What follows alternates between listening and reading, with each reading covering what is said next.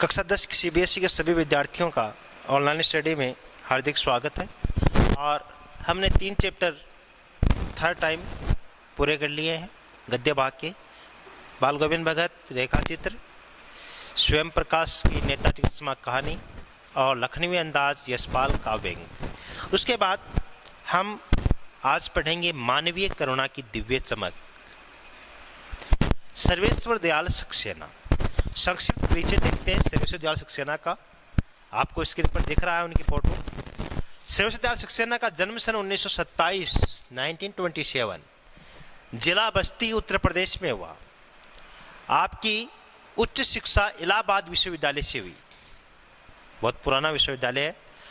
वे अध्यापक रहे, आकाशवाणी में सहायक प्रोड्यूसर रहे और दिनमान में उपसंपादक और पराग के संपादक, अर्थात बहुमुखी प्रतिभा के धनी है सर्वेश्वर दयाल सक्सेना। देखिए, शुरुआती जीवन अध्यापक के रूप में आकाशवाणी ऑल इंडिया रेडियो में सहायक प्रोड्यूसर, दिनमान पत्र का नाम है, उपसंपादक रहे और पराग भी समाचार पत्र का नाम है, इसके संपादक रहे। 1993 में आपका आकस्मिक देहांत हो गया, 1983 में आपका देहांत। तो सर्वेश्वर दयाल सक्सेना 1927 से 1983 आपका जीवन काल है। बहुमुखी प्रतिभा के साहित्यकार थे, यह बात मैं पहले ही बता चुका हूं। क्यों बहुमुखी का मतलब है मल्टीपल। मल्टीपल अर्थात क्यों कह सकते हैं? क्योंकि आपने कहानियां भी लिखी हैं, नाटक भी लिखे हैं, उपन्यास भी लिखे हैं, कविताएं भी लिखी हैं। जैसे पिछले साल आपने मेघ आए कविता पढ़ी सर्वेश्वर दयाल सक्सेना की, है ना। मेघ आए बड़े बंटन के सज के सवर के, है ना। तो एक बहुमुखी प्रतिभा के साहित्यकार हैं आप। कवि, कहानीकार, उपन्यासकार, निबंधकार और नाटककार सभी रहे हैं। और ऐसे ही एक छायावाद के कवि भी रहे हैं जिनका नाम है जयशंकर प्रसाद, जो एक कवि भी रहे हैं, कहानीकार भी रहे हैं, नाटककार भी रहे हैं, उपन्यासकार भी रहे हैं। सर्वेश्वर की प्रमुख कृतियां हैं जो आपको याद करनी है: काठ की घंटियां, कुआनो नदी, जंगल का दर्द, खूंटियों पर टंगे लोग। खूंटियों पर टंगे लोग रचना को 1982 में साहित्य अकादमी पुरस्कार मिला था, आपको मैं बता दूं। और 1983 में लेखक का देहांत हो गया था। उसके बाद हाँ, यहाँ लिखा प्रिय है, खूंटियों पर टंगे लोग पर उन्हें साहित्य अकादमी पुरस्कार मिला 1982 में, 1982 में। साहित्य अकादमी पुरस्कार साहित्य क्षेत्र में भारत के अंदर दिया जाने वाले पुरस्कारों में दूसरा बड़ा पुरस्कार है। पहला पुरस्कार है ज्ञानपीठ पुरस्कार, दूसरा पुरस्कार है साहित्य अकादमी पुरस्कार। सर्वेश्वर की पहचान मध्य वर्गीय आकांक्षाओं के लेखक के रूप में रही है। मिडिल वर्ग की बहुत ही आकांक्षाएं हैं, इच्छाएं हैं, और मिडिल वर्ग की इच्छाओं को पूरा करना उनके लेखन का विषय रहा है। मध्य वर्गीय जीवन की महत्वाकांक्षाओं, सपनों, संघर्ष, शोषण, हताशा और कुंठा का चित्रण उनके साहित्य में मिलता है। सर्वेश्वर जी स्तंभकार थे। स्तंभकार अखबार में होते हैं, है ना।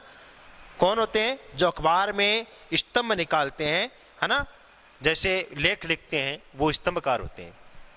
और चर्चे और चरखे नाम से दिनमान में जो स्तंभ लिखते थे, चर्चे और चरखे दिनमान अखबार में लिखते थे, उसमें बेबाक सच कहने का साहस दिखता है। उनके व्यक्ति में सहजता और स्वाभाविकता है, अर्थात बात को घुमाना बिना मतलब में इनके काव्य की विशेषता नहीं है। और सीधे तरीके से, नेचुरल तरीके से, स्वाभाविक तरीके से ये कहने के पक्ष धरे रहे हैं। आगे देखते हैं, मानवीय करुणा की दिव्य चमक समरी पढ़ते हैं। देखिए, संस्मरण स्मृतियों से बनता है। पहला ही प्रश्न यहां से निकल रहा है, क्या? मानवीय करुणा की दिव्य चमक पाठ किस विधा से संबंधित है, या पाठ की विधा क्या है? नंबर ए ऑप्शन है रेखा चित्र, ब है कहानी, स है निबंध और द है संस्मरण। तो प्रस्तुत पाठ क्या है? संस्मरण है। समझ गए? और संस्मरण शब्द बना किससे है? स्मृति से। स्मृति का मतलब है यादें। जैसे आपके साथ कोई व्यक्ति 5 साल 10 साल 15 साल रहा हो और उस व्यक्ति का रहना आपको बहुत अच्छा लगता हो, उस व्यक्ति में बहुत सी विशेषताएं हो, तो आप उस व्यक्ति पर अगर कोई पाठ लिखना चाहें तो वो पाठ क्या कहलाएगा? संस्मरण कहलाएगा। और स्मृतियों की विश्वसनीयता उसे महत्वपूर्ण बनाती है। स्मृतियां अर्थात यादों में क्या होना चाहिए? विश्वसनीयता होनी चाहिए। उसमें कोई मिलावट नहीं होनी चाहिए, उसमें कोई कल्पना नहीं होनी चाहिए, उसमें कोई इमेजिनरी नहीं होनी चाहिए। फादर कामिल बुल्के पर लिखा सर्वेश्वर का यह संस्मरण इस कसौटी पर खरा उतरता है कि फादर कामिल बुल्के के साथ सर्वेश्वर दयाल सक्सेना का बिताए गए पल एकदम विश्वसनीय है, सटीक है, कोई कल्पना नहीं है। जैसा फादर कामिल बुल्के को लेखक ने पाया वैसा ही लिखा है। यह बात है। अपने को भारतीय कहने वाले फादर बुल्के जन्मे तो बेल्जियम के रेम्स चैपल शहर में थे। फादर कामिल बुल्के ने अपने आप को सदैव भारतीय कहा है, इंडियन कहा है। हालांकि फादर कामिल बुल्के का जन्म यूरोप के बेल्जियम में, यूरोप का देश है एक बेल्जियम, वहां हुआ था। और बेल्जियम के किस शहर में? रेम्स चैपल में। जिस शहर की विशेषता क्या है? वह शहर गिरजाघरों, पादरियों, धर्म गुरुओं और संतों की भूमि कही जाती है। यानी एक तरीके से बेल्जियम का रेम्स चैपल शहर आध्यात्मिक नगरी कहा जाता है, जहां बहुत से गिरजाघर हैं, बहुत से पादरी हैं, बहुत से धर्म गुरु हैं, बहुत से संत हैं, बहुत से चर्च हैं। परंतु उन्होंने अपने कर्म भूमि बनाया भारत को। जन्मभूमि बेल्जियम का रेम्स चैपल शहर और फादर कामिल बुल्के की कर्म भूमि भारत। फादर बुल्के एक सन्यासी थे। फादर बुल्के क्या थे? सन्यासी। अब सन्यासी कैसे लिखा जाता है, इस बात को विशेष तौर पर आप जान ले। अगर आपने सन्यासी ऐसे लिखा है तो 1/4 नंबर कटाने के लिए लिखा है। सन्यासी के ऊपर भी अनुस्वार सह के ऊपर और आधा न दोनों आएंगे। या सन्यासी ऐसे लिखे अगर अनुस्वार नहीं लगाए तो, मगर बिना अनुस्वार के सन्यासी आपने लिखा है तो गलत है, इसलिए ध्यान से देख लें। फादर कामिल बुल्के एक सन्यासी थे, परंतु पारंपरिक अर्थ में नहीं। पारंपरिक अर्थ का अर्थ है ट्रेडिशनल रूप में नहीं। ट्रेडिशनल सन्यासी कैसे होते हैं? जो परंपरा से चले आ रहे सन्यासी हैं। 11वें वस्त्र धारण कर लो, कमंडल ले लो, हाँ एक माला ले लो, भिक्षा मांग लो, मुझे दुनियादारी से कोई मतलब नहीं है ना, ओम नमः शिवाय, ब्रह्म ही सत्य है, ऐसे कर लो। ऐसे लोगों को आप क्या कह सकते हैं? सन्यासी कह सकते हैं, ट्रेडिशनल सन्यासी। लेकिन वे ऐसे सन्यासी नहीं थे। सर्वेश्वर का फादर बुल्के से अंतरंग संबंध था। लेखक का फादर कामिल बुल्के से घनिष्ठ संबंध था। अंतरंग संबंध का मतलब है घनिष्ठ संबंध। दोनों के बीच में किसी भी प्रकार की कोई फॉर्मेलिटी नहीं होती थी, कोई औपचारिकता नहीं, और दोनों एक दूसरे के मन की बात को अच्छी तरीके से जानते थे। दोनों एक दूसरे का अच्छी तरीके से सम्मान करते थे और दोनों में एक दूसरे को अच्छाइयां नजर आती थी। अंतरंग संबंध था जिसकी झलक हमें इस संस्मरण में मिलती है। लेखक का मानना है कि जब तक राम कथा है, जब तक इस देश में राम कथा है, यानी जब तक इस देश में राम का नाम लिया जाएगा, मतलब राम का नाम तो सदैव लिया जाएगा, अर्थात अब तो ज्यादा लिया जाएगा। अयोध्या में राम जन्मभूमि का शिलान्यास हो चुका है, बहुत भव्य विशाल मंदिर बनेगा, तो अब तो ज्यादा लिया जाएगा। जब तक इस देश में राम कथा है, इस विदेशी भारतीय साधु को याद किया जाएगा। अर्थात क्या कह रहा है? जब तक इस देश में राम का नाम है तब तक फादर कामिल बुल्के सदैव स्मृतियों में रहेंगे। चाहे देश की जनसंख्या 140 करोड़ हो, चाहे 160 करोड़ हो, चाहे 200 करोड़ हो, कोई फर्क नहीं पड़ता। फादर कामिल बुल्के सदैव लोगों की स्मृतियों में रहेंगे वे अविस्मरणीय रहेंगे, हमेशा रहेंगे।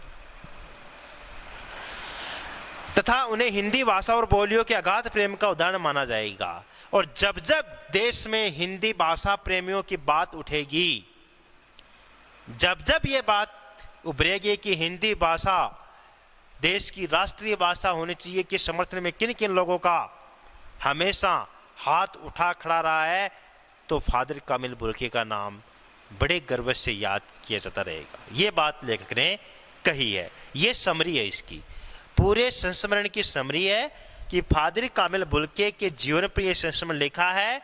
उस व्यक्ति का जन्म बेल्जियम के रेम्स चैपल शहर में होता है।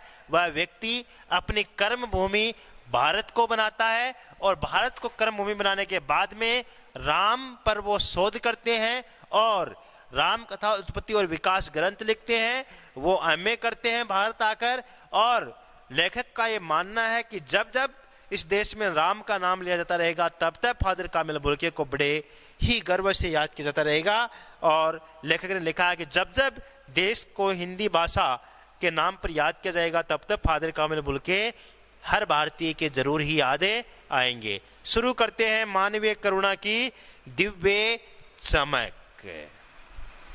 अब देखो, सबसे पहले शीर्षक को मैं समझाता हूं थोड़ा सा। मानवीय करुणा की दिव्य चमक। फादर कामिल बुल्के इंसानियत की, मानवीय करुणा की, करुणा का मतलब क्या है? दया।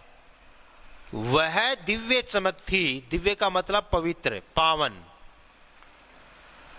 जो सदैव चमकती रहेगी। देखो, इस सृष्टि में 84 लाख प्रकार के प्राणी हैं।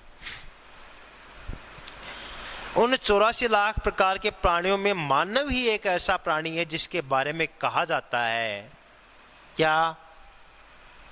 Human being.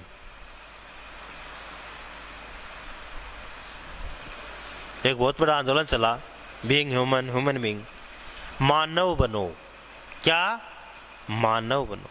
शेर को नहीं कहा जाता शेर बनो, बंदर को नहीं कहते बंदर बनो, गाय को नहीं कहते गाय बनो, क्योंकि वो तो बने हुए हैं ऑलरेडी। हम मानव होकर हमारे लिए कहा जाता है क्या बनो? मानव। क्योंकि आधे से अधिक लोग मानव के रूप में तो हैं, लेकिन क्या नहीं है? मानव नहीं। इसलिए शीर्षक देखो, वो मानवीय करुणा की दिव्य चमक थी कि इंसानियत होती क्या है, मानवता होती क्या है। उसकी दिव्य चमक अगर कोई है, पवित्र चमक अगर कोई है, तो वो फादर कामिल बुल्के। इसलिए आप वीडियो देख रहे हैं, मानव बनो आप भी। जो हमने पढ़ा है, जो हमें पढ़ाया गया है, जो आपको बताया गया है, जो आपको सिखाया गया है, उसे आपके चरित्र में उतारो।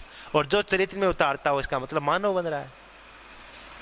तो मानव के लिए कहा जाता है कि मानव बनो। बाकी जानवरों के लिए नहीं कहता कि जानवर बनो, आप शेर बनकर दिखाओ। तो शेर है, शेर के गुण है उसमें, उसमें बंदर के गुण है, गाय के गुण है। तो आपको मानव के गुण लेने। और ऐसे एक मानवीय करुणा की, मानवीय दया की दिव्य चमक इस धरा पर आए, भारत पर, कि उसके व्यक्तित्व की चर्चा लेखक अपने इस संस्मरण में कर रहा है। देखिए क्या करता है लेखक। फादर को जहरबाद से नहीं मरना चाहिए था। जहरबाद एक गैंग्रीन नामक फोड़ा है ना, या अपने आज के विज्ञान की भाषा में ये कह सकते हैं कि इन्फेक्शन हो गया था और उससे फादर की मृत्यु हो गई थी। पहला ये ऑब्जेक्टिव टाइप क्वेश्चन बनेगा कि फादर की मृत्यु हुई कैंसर से, हृदयाघात से, गैंग्रीन से, है ना, या फिर दुर्घटना से। तो फादर की मृत्यु कैसे हुई? जहरबाद से। समझ गए? जिसकी रगों में दूसरों के लिए मिठास भरे अमृत के अतिरिक्त और कुछ नहीं था, उसके लिए इस जहर का विधान क्यों हो? लेखक ने क्या कहा है? जिसकी रगों में नब्ज। फादर कामिल बुल्के की रगों में हमेशा मिठास दौड़ा करती थी, अमृत दौड़ा करता था। दूसरों के लिए दया, करुणा, विनम्रता की भावना दौड़ा करती थी। ऐसे व्यक्ति के लिए जहर का विधान क्यों हो? ऐसे व्यक्ति की मृत्यु इतनी दर्दनाक क्यों हो, ये सवाल किस ईश्वर से पूछे। फादर कामिल बुल्के की मृत्यु हुई थी 1982 18 अगस्त। कब है? 18 अगस्त 1982 को फादर कामिल बुल्के की मृत्यु हुई थी। और फादर कामिल बुल्के की मृत्यु के तुरंत बाद लेखक ये संस्मरण लिखता है, और लेखक को फादर कामिल बुल्के की बहुत कमी खलती है, इस कारण इस संस्मरण को वो लिखते हैं। अब लेखक क्या कहते हैं? लेखक कह रहे हैं कि जिसके जीवन में हमेशा मिठास रही हो, अमृत रहा हो, उसकी मृत्यु इस प्रकार जहर से क्यों हो, यह सवाल मैं किस भगवान से पूछूं। प्रभु की आस्था ही जिसका अस्तित्व था, वह देह की इस यातना की परीक्षा उम्र की आखिरी देरी पर क्यों दे। हे भगवान, जिस व्यक्ति ने मिठास बांटा हो, अमृत बांटा हो, दया बांटी हो, करुणा बांटी हो, सादगी बांटा हो, प्रेम बांटा हो, उस व्यक्ति की देह यानी शरीर को आप अंतिम समय में यातना क्यों देते हो, कष्ट क्यों देते हो। एक लंबी पादरी के सफेद चौके से ढकी आकृति, यहां से प्रश्न शुरू हो रहा है। फादर कामिल बुल्के का रेखा चित्र लिखिए। 2 नंबर का प्रश्न शुरू हो रहा है। तो स्केच फादर कामिल बुल्के का चित्र बनाना पड़े तो कैसे बनाओगे?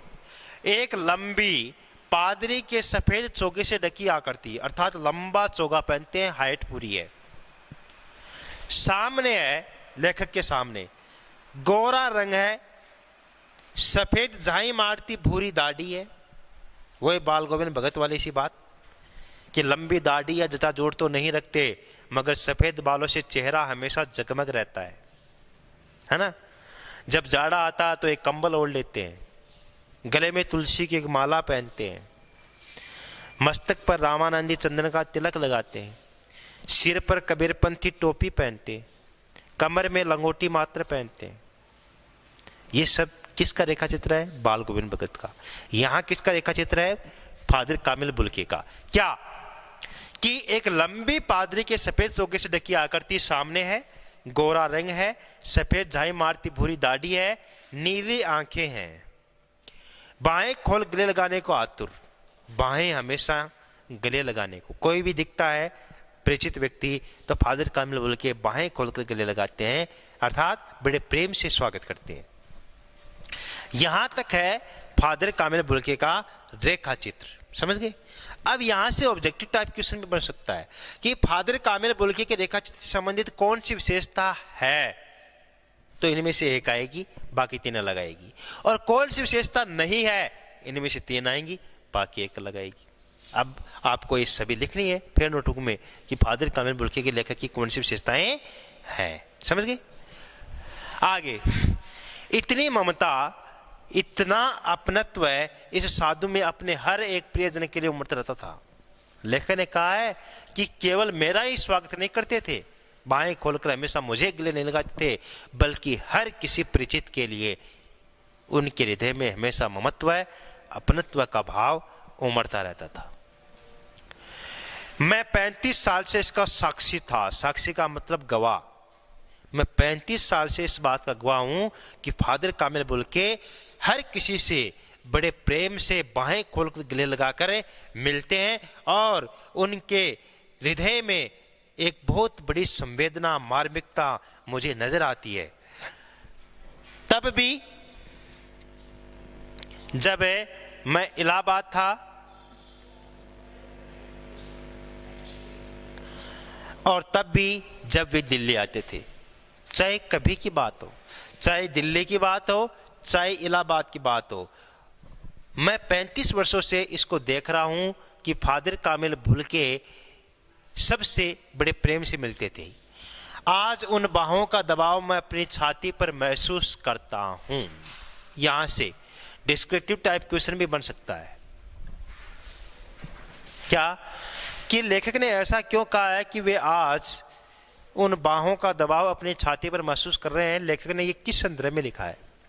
आपका उत्तर बनेगा कि फादर कामिल बुल्के की मृत्यु के बाद लेखक को जब उनकी याद आई तो उनके निजी जीवन के सभी अच्छे पहलू लेखक को धीरे धीरे याद आते गए। लेखक को याद आया कि उन्होंने सदैव ही एक दूसरे का सहयोग किया, सादगी और विनम्रता के धनी थे। सॉरी, जब भी वे किसी से मिलते थे तो बाहें खोलकर गले लगाते थे। उनमें इतना अपनत्व था, प्रेम था कि ढूंढे नहीं मिलता था लोगों में। इसलिए आज वे बाहें सदैव के लिए सिमट गई हैं। आज वे बाहें लेखक को गले नहीं लगा रही हैं। इस कारण वे बाहों का दबाव अपनी छाती पर महसूस कर रहे हैं। फादर को याद करना एक उदास शांत संगीत को सुनने जैसा है। अगला प्रश्न यहां से स्टार्ट हो रहा है, इसी लाइन से बन जाएगा। फादर को याद करना सैड सॉन्ग सुनने के समान है ना? कैसे? लाइन देखो, फादर को याद करना एक उदास शांत संगीत को सुनने जैसा है। उदास का मतलब सैड सॉन्ग। कैसे? उत्तर बनेगा कि लेखक जब जब फादर को याद करता है तो वो दुखी हो जाता है, क्योंकि लेखक को अपने जीवन में फादर कामिल बुल्के की बहुत कमी महसूस होती है। लेखक का मानना है कि कहीं न कहीं मेरे जीवन को अच्छी तरीके से दिशा देने में फादर कामिल बुल्के का बहुत बड़ा योगदान था, और आज वे बाहें मेरे पास नहीं है। मैं मेरे जीवन को किस प्रकार अच्छी दिशा दे पाऊंगा, इसकी कमी मुझे सदैव खलेगी। ये सोचकर वे उदास हो जाते थे। इस उदासी को लेखक ने शांत संगीत सुनने के समान कहा है। उनको देखना करुणा के निर्मल जल में स्नान करने जैसा था। फादर कामिल बुल्के को देखना, देखने भर से फादर कामिल बुल्के को देख लिया मतलब करुणा रूपी गंगा नदी में स्नान कर लिया। मैं एकदम दयालु बन गया हूं, मेरे अंदर एक बहुत बड़ी अमृतत्व शक्ति आ गई है, मैं अमृता से भर गया हूं, ऐसा फील होता था। और उनसे बात करना कर्म के संकल्प से बढ़ना था। मुझे परिमल के वे दिन याद आते हैं जब हम सब एक पारिवारिक रिश्ते में बंधे थे। परिमल एक साहित्यिक पत्रिका का नाम है जो तकरीबन 10 दिसंबर 1944 को निकला थी। समझ गए? 10 दिसंबर 1944 को परिमल पत्रिका साहित्यकारों ने मिलकर निकाली थी। और इसकी प्रेरणा किससे मिली थी? सूर्यकांत त्रिपाठी निराला की रचना परिमल से प्रेरणा मिली थी। एक मासिक पत्रिका थी, ये हर महीने में एक बार निकलती थी और तत्कालीन समय के सभी साहित्यकार इस पत्रिका में अपनी अपनी रचनाएं छपाया करते थे। तो लेखक कह रहा है कि मुझे परिमल के वे दिन याद आते हैं जब हम सब एक पारिवारिक रिश्ते में बंधे जैसे थे, अर्थात हम सभी लेखक, सभी साहित्यकार एक फैमिली के रूप में बंधे हुए थे। जिसके बड़े फादर कामिल बुल्के थे, उस परिमल पत्रिका के बड़े अर्थात परिवार के मुखिया फादर कामिल बुल्के थे। हमारे हंसी मजाक में वह निर्लिप्त शामिल रहते। अर्थात चाहे हम हंसी मजाक कर रहे हैं, चाहे हम गंभीर बात कर रहे हैं, चाहे कुछ भी कर रहे हैं, फादर कामिल बुल्के हमारे साथ जरूर बिना किसी भेदभाव के या न चाहते हुए भी वो शामिल हो जाते। हमारी गोष्ठियों में वह गंभीर बहस करते। गोष्ठियां यानी मीटिंग्स। जब हम मीटिंग्स करते थे, सभा करते थे, तो वे गंभीर बहस करते। किसी बात, बहस करने का मतलब तर्क वितर्क करना, लड़ाई करना नहीं, तर्क वितर्क करना।